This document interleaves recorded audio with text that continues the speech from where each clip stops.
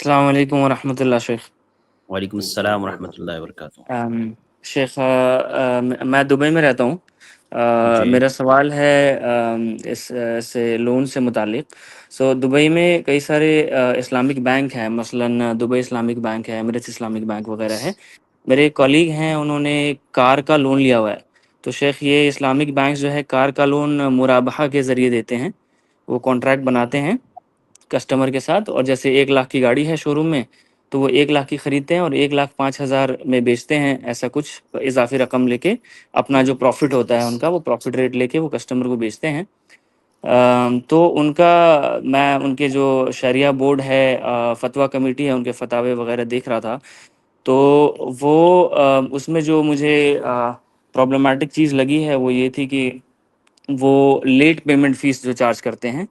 تو اگر آپ کسی بھی مہینے میں انسٹالمنٹ مس کر جاتے ہیں پیمنٹ، تو وہ ایک رقم، ایک فکسڈ اماؤنٹ لیتے ہیں، اور وہ کہتے ہیں کہ وہ بینک کے پروفٹ میں نہیں جائے گا، وہ کسی صدقہ یا کسی چیریٹیبل ٹرسٹ میں وہ دیتے ہیں صدقے کے کام میں۔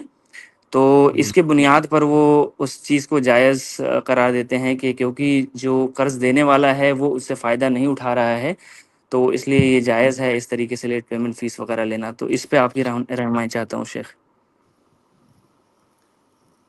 بہت لمبا سوال ہے اور بہت اہم بھی ہے، چھوڑ بھی نہیں سکتے اس کو۔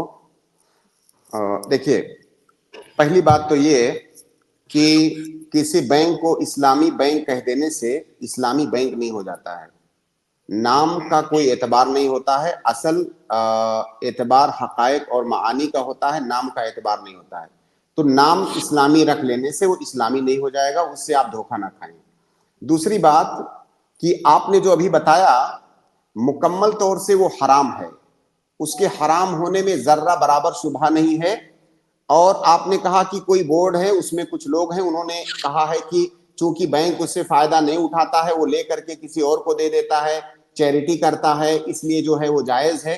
ایسا جن لوگوں نے بھی کہا ہے وہ نام آپ نوٹ کر لیجئے، اور آج کے بعد اپنے بلیک لسٹ میں وہ نام رکھ لیجئے کہ یہ جو علماء ہیں ان کے فتاوی قابل اعتبار نہیں ہیں، کیونکہ یہ لوگ ظاہر ہے ایک بڑے بینک کے لیے وہ لوگ فتویٰ دیے ہوئے ہیں۔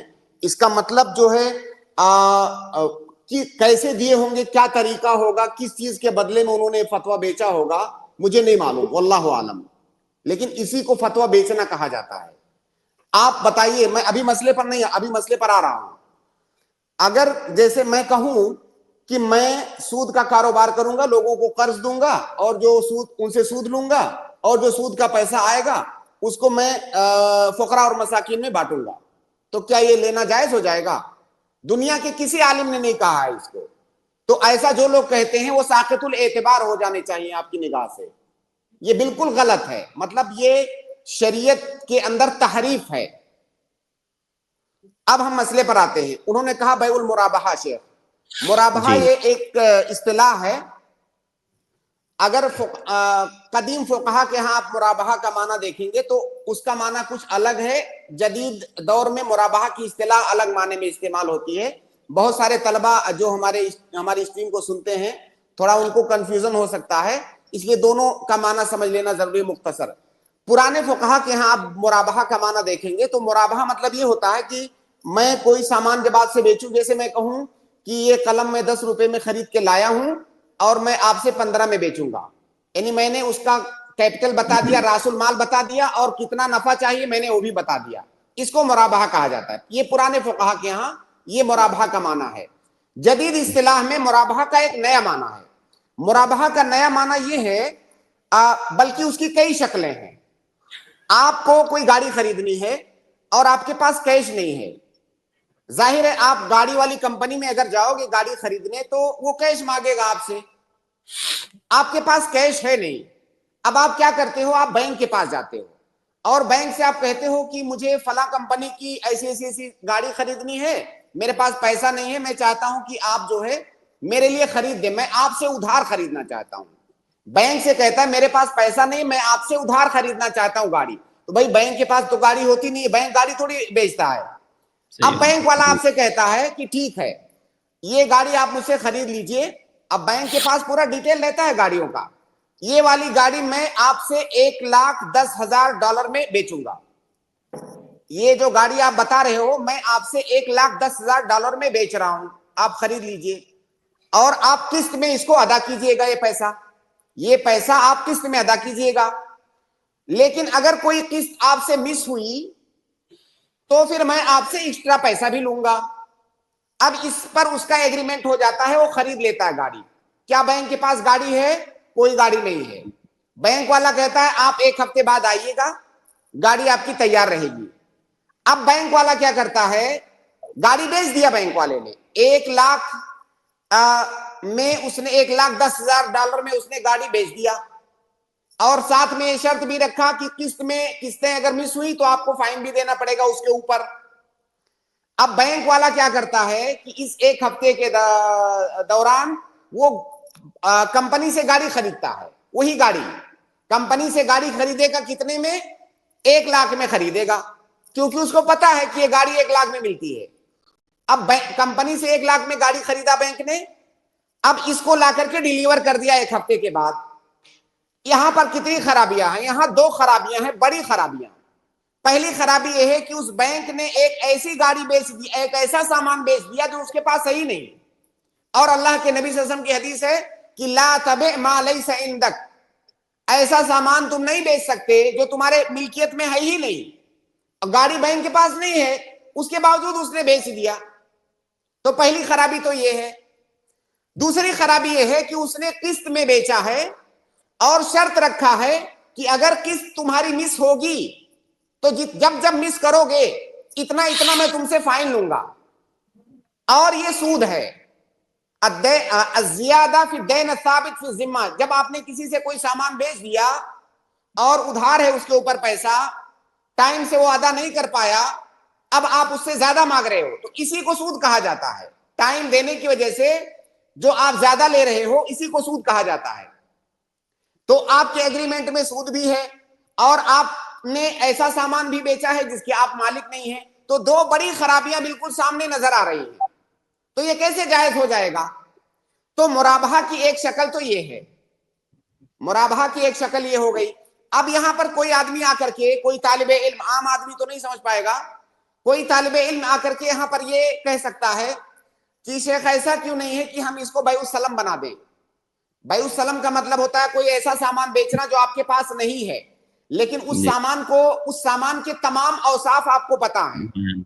اب اس نے بتایا کہ مجھے جو ہے ایک ٹوئیٹا کمپنی کی گاڑی خریدنی ہے, لینڈ کروزر, اور ماڈل اتنا ہونا چاہیے, کلر یہ ہونا چاہیے, اس کا سارا ڈیٹیل جو ہوتا ہے گاڑی کا سارا ڈیٹیل اس نے دے دیا کہ مجھے یہ گاڑی چاہیے.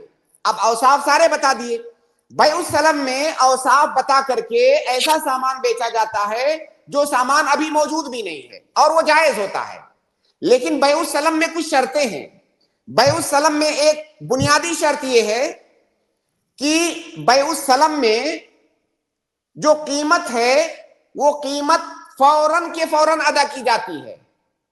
قیمت آپ نے ابھی دے دیا, سامان بعد میں ڈیلیور کیا جائے گا. 1 ہفتہ, 10 دن, 15 دن, 1 مہینہ بعد جب بھی اتفاق ہو سامان بعد میں ڈیلیور کیا جائے گا. قیمت کو مکمل طور سے پہلی مجلس میں ادا کر دینا ہے, اور یہاں پر اس کے پاس تو پیسہ ہے ہی نہیں, تو لہٰذا اس کو بیع السلم بنا پانا یہ ممکن نہیں ہے کیونکہ وہ قسط پر خرید رہا ہے. تو یہ مرابحہ کی ایک شکل ہو گئی جو ناجائز ہوئی. مکمل طور سے اس کے اندر کئی خرابیاں ہیں.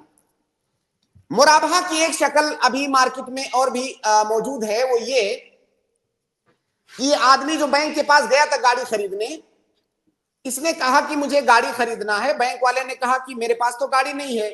اس نے کہا کہ کمپنی میں ہے گاڑی, تو ایسا ہے کہ آپ مجھے پیسہ قرض دے دو, آپ سے مجھے قرض چاہیے. کتنا چاہیے؟ مجھے 1,00,000 قرض چاہیے. مجھے 1,00,000 جو ہے وہ گاڑی 1,00,000 میں مل رہی ہے, مجھے 1,00,000 قرض چاہیے. بینک نے کہا ٹھیک ہے میں آپ کو 1,00,000 دیتا ہوں. اس نے کہا کہ ایسا ہے کہ وہ 1,00,000 آپ اب میرا ہو گیا, اب میں آپ کو اپنا وکیل بنا رہا ہوں, مجھے مت دیجئے. وہ جا کر کے وہ پیسہ اس کمپنی کو پے کر دیجئے, اس کمپنی کو پے کر دیجئے, میں وہاں سے جا کر کے گاڑی لے لوں گا. اب یہ بینک والا اس کمپنی کو جا کر کے 1,00,000 پے کرتا ہے اس آدمی کی طرف سے, اور اس کو گاڑی مل جاتی ہے. اب یہاں پر تو بینک نے سامان بیچا نہیں, گاڑی بیچا نہیں, تو یہاں یہ نہیں کہہ سکتے کہ تم نے گاڑی کیوں بیچ دیا, تمہارے پاس نہیں. اس نے نہیں بیچا, بلکہ اس نے اس کا وکیل بن کر کے گاڑی کی کمپنی کو پیسہ پے کیا ہے. لیکن یہاں پہ کیا ہوتا ہے کہ یہ پے کرتا ہے 1 لاکھ, بینک والا پے کرے گا 1 لاکھ, بعد میں آپ سے وصول کرے گا 1,10,000. جتنا پے کیا ہے آپ کی جانب سے اتنا وصول نہیں کرے گا آپ سے, اس سے زیادہ وصول کرے گا. تو گویا کہ آپ کو قرض دیا ہے اس نے 1 لاکھ, آپ سے وصول کرے گا 1,10,000 قسطوں میں. پلس اس پہ یہ شرط بھی ہوگی کہ اگر قسطیں بھرنے میں آپ نے تاخیر کیا تو اس پہ اور زیادہ لوں گا. تو لہٰذا یہ شکل بھی ناجائز اور حرام ہے. تو بھائی آپ نے جو بھی ذکر کیا اس اسلامک بینک کے بارے میں, مکمل طور سے شرعی اعتبار سے وہ انلیگل ہے, وہ جائز نہیں ہے. اور جن لوگوں نے ایسا فتویٰ دیا ہے, بہت ہی مضحکہ خیز یہ بات ہے کہ وہ یہ کہیں کہ جو سود ملے گا اس کو ہم نہیں استعمال کریں گے, چیریٹی کریں گے اس سے. تو سود لے کر کے, جیسے کوئی آدمی شراب کا بزنس کرے, کہے کہ جو فائدہ آئے گا میں چیریٹی کروں گا. بھائی سود یہ شراب سے کہیں زیادہ شدید ہے اس کی حرمت. آپ یہ سمجھ لیں اچھی طرح سے کہ سود کی حرمت شراب سے کہیں زیادہ ہے. تو سود لے کر کے اس کی چیریٹی کرنا, اس سے سود حلال نہیں ہو جائے گا.